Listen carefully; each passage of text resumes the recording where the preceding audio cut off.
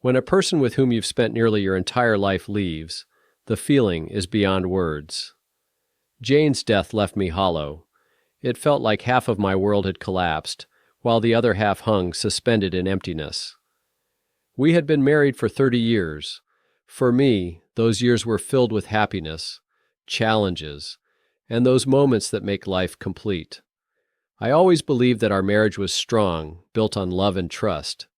Jane wasn't just my wife. She was my friend, my partner, my rock. When she was diagnosed with cancer, everything changed. We began to fight together. I went with her to every appointment, watching her endure pain, trying to smile even when it was hard. She never complained, never let the disease break her spirit. I thought that if anything could break her, it wouldn't be this. But cancer proved stronger. After she passed, the house seemed to fall silent. The things that once seemed insignificant, the sound of her footsteps, her voice on the phone, even her morning laughter, now bombarded me with memories that hurt. I didn't know how to handle it. I wandered through the empty rooms, touching her things as though hoping to bring her back. But Jane wasn't there. Only her traces remained. On the 4th day after the funeral, I realized I had to start taking care of things. All the logistical tasks, sorting through her things, the bills, closing her affairs, felt like an insurmountable mountain. The hardest part was her desk. Jane had always kept it in perfect order, but after her illness, it had become a mess. Papers were scattered, books and photographs were lying around. It was a corner of her life that she had left as it was in her last months, and now it was up to me to sort through it. At first, I just stood at the door. I didn't know where to begin. Every item I saw seemed to speak of her presence. A shelf with her favorite books, a cup with half-finished tea, a notebook with her neat handwriting. I sat there surrounded by the chaos, feeling a wave of sorrow. I tried not to cry, but the tears came, betraying me. In moments like these, the pain becomes almost physical, as though someone has taken a part of your soul. I started sorting through the papers. Most of them were related to her work. Jane was an accountant, and I knew she always had a lot on her plate. Among the documents were bills, notes, contracts, nothing out of the ordinary. I put everything into a box, trying to keep only the most important things. It took some time to begin to make sense of her desk. Then I came across a box hidden in the corner. It was locked. This surprised me. We never locked anything in our house. I looked at it and wondered, what could be inside? Perhaps old documents she had kept, or maybe personal notes. Jane had never hidden anything from me. We shared everything. I set the box aside, deciding to deal with it later. At that moment, I couldn't bring myself to go through her things anymore. The emotions were overwhelming. I felt the weight of my breath again. I left the room, leaving everything as it was. At that point, I didn't even suspect that inside that box was something that would forever change the way I saw our life together. In the following days, I continued to avoid her office. I kept busy with other tasks, paying bills, calling the insurance company, organizing documents to close her bank accounts. It was mechanical work that helped distract me, but every time I passed by her room, an odd feeling would wash over me. I tried to convince myself that everything was fine, that I could handle it, but inside, the tension was building. One evening, when the silence in the house became unbearable, I returned to her office. The box was still on the floor, as if it had been waiting for me. I found a key in her desk that fit the lock. I froze for a moment, feeling my heart race. Something inside me told me not to open it. But curiosity overcame me.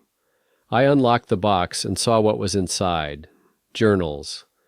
They were beautifully bound, with covers of different colors, and pages filled with neat handwriting. It looked like a chronicle of her life. There were also old envelopes, papers, receipts. I thought it was probably her personal records, maybe a journal about our family, our children, her life. I hoped it might help me understand her thoughts, to discover something new, something bright about her life. I picked up one of the journals, opened it, and began to read.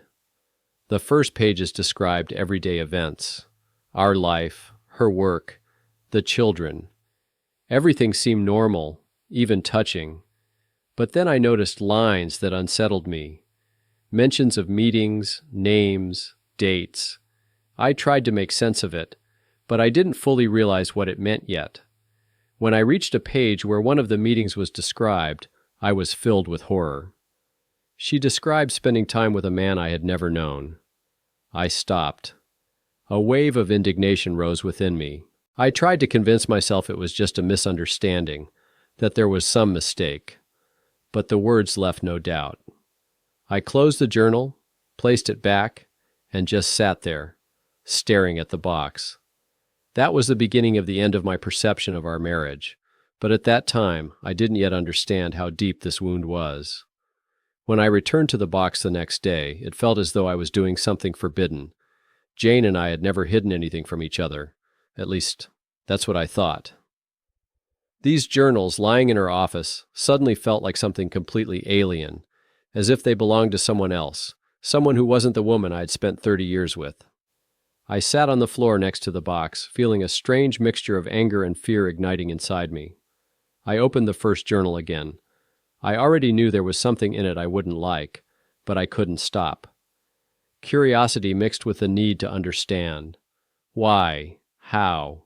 What had I missed? This time, I read more.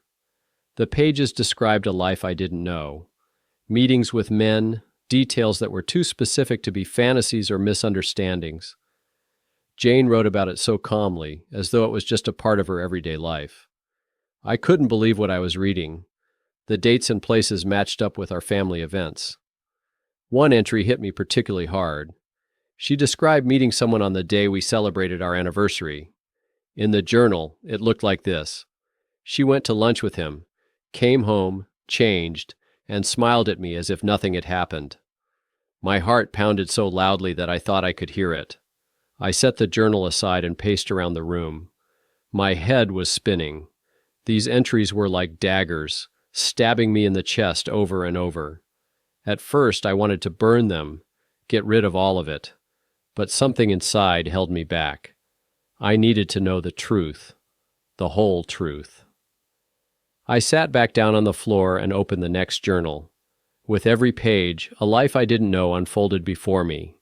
There were names, details of meetings, emotions. She described feelings I thought were meant only for me. I tried to read as slowly as possible, to process what was happening, but each new entry added more pain. Her words felt cold, as though they were a report, not personal feelings. By the end of the second journal, I began to notice patterns. This wasn't a random fling or a one-time mistake. This was a systematic part of her life. I tried to understand how she could have done this. Where had I been all this time? How could I not have noticed? I remembered how often she traveled for work, how she talked about client meetings and busy schedules. All of it apparently had been a cover for her second life. I began to analyze our memories, searching for signs that might have hinted at the truth. Were there moments when she seemed distant? Was her smile fake? I recalled the days when she came home later than usual, looking tired, but I had always trusted her. If she said she was at work, I believed her. If she was late, I assumed it was due to traffic. There had never been any doubts. I sat there, surrounded by the journals, feeling everything I had once believed crumble. My perception of our life together was turning to ruins. I could no longer look at Jane as the woman I admired. It felt as though I had spent 30 years with a stranger, someone leading a double life. The next day, I decided to go deeper. The box contained not only journals, but other items as well. There were hotel receipts I had never seen. I held little cards with the names of hotels, trying to remember if she had ever mentioned them. There were letters. I couldn't bring myself to open them right away. The pain from the journals was enough. I sifted through the contents of the box like an archaeologist discovering a long-lost artifact, but instead of feeling excitement, I felt bitterness. Keys from hotels I had never seen, backup keys to apartments, small souvenirs that seemed to remind her of her meetings. These items were more than just things. They were proof of betrayal. I picked up another journal and began reading further. This time, I decided to dive into her thoughts. She wrote about how she had managed to keep everything hidden. She mentioned that I was trusting and busy. She knew I would never check her words because I had always believed in her honesty. Those lines were the most painful. She had used my trust as a shield to protect her secrets. I closed the journal, set it aside, and just sat there. Tears streamed down my face. Anger, sadness, disappointment, all of it tangled into an unbearable knot of emotions. I felt betrayed, humiliated. How could she lie for so long to the person who loved her with all his heart? That evening, I couldn't sleep. My mind was filled with her words, the memories I had shared with her. It felt as though she had stolen 30 years of my life. Every memory that once warmed me now became a source of pain. I felt that I had been deceived in the cruelest way. But despite all of that, I couldn't bring myself to hate her. Instead, I tried to find an explanation. Why had she done this? Was there a reason? Or was everything I had seen in her just a lie? These questions remained unanswered, but I knew I couldn't keep carrying this burden in silence. When I returned to the box, it felt as if I were opening something that would have been better left untouched. But I couldn't stop. The truth, like a poisoned blade, was slowly piercing me, forcing me deeper into the contents of her journals and the things I had found. The more I read, the more I uncovered that part of her life I had never suspected. Yet the next entries revealed something more than just her infidelities. One of the journals mentioned our daughters. At first, it seemed innocent. She wrote about how they had grown up, their accomplishments, how proud she was of them. I read those lines with bitterness, remembering how proud I had been of them too, how I had supported them and tried to give them the best. But then I stumbled upon entries that made me freeze. Jane described how she had shared her secrets with our daughters. She mentioned that one of them had once caught her with one of the men she had been seeing. I expected to read about guilt or fear, but there was none of that. Instead, Jane wrote that they talked, and that our daughter not only understood her but even expressed interest in her lifestyle. On those pages, I felt cold. I couldn't believe that something like this could be possible.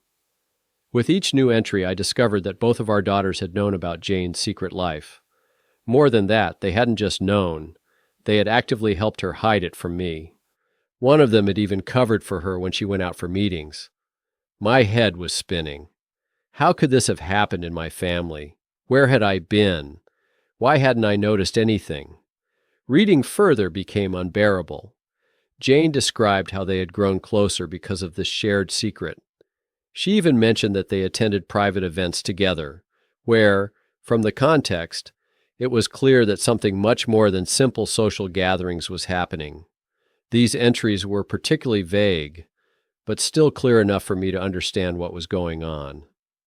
They were meeting other people in exclusive clubs, places where ordinary families would never go. Jane wrote about how one of our daughters attended one of these events for the first time, as though it were some sort of initiation ritual. I wanted to throw the journal out the window. The entries didn't only describe her personal life, but also the lives of our daughters. She wrote about how one of them had started cheating on her husband, and Jane approved of it. She called it liberation. I remembered her husband's face, his smile at family dinners, his trust in me, in our family. Now that trust seemed like a cruel joke. The second daughter wasn't left out of this either. According to Jane, she had realized her independence and had begun acting in ways I could never have imagined. The words freedom and honesty, which Jane often used in her entries, had become poisonous to me. She described it all so casually, as though it were normal. For me, every page was a blow. These entries were not only destroying my marriage, but also my perception of who my daughters were. Everything I knew about them, about our family, turned out to be a lie. One entry in particular stuck with me. Jane described how she and one of the daughters sat down for coffee, discussing the next event. They were laughing, sharing plans. This was the same daughter who had once held my hand, asking me to fix her bike, and smiled so genuinely that I felt I could move mountains for her. Now, I was reading about that laughter in a completely different context, one that shattered my heart. The further discoveries in the box only confirmed what I had learned from the journals. There were photographs of Jane and our daughters in unfamiliar places. One was taken in a restaurant I had never seen before. In the photo, Jane was hugging a man I didn't know, and one of our daughters was standing beside them, smiling broadly. It all seemed strange and wrong, but I knew these photos were part of their second life. She wrote, "The rain outside the window drummed on the glass, like it was beating the rhythm of my frantic heart.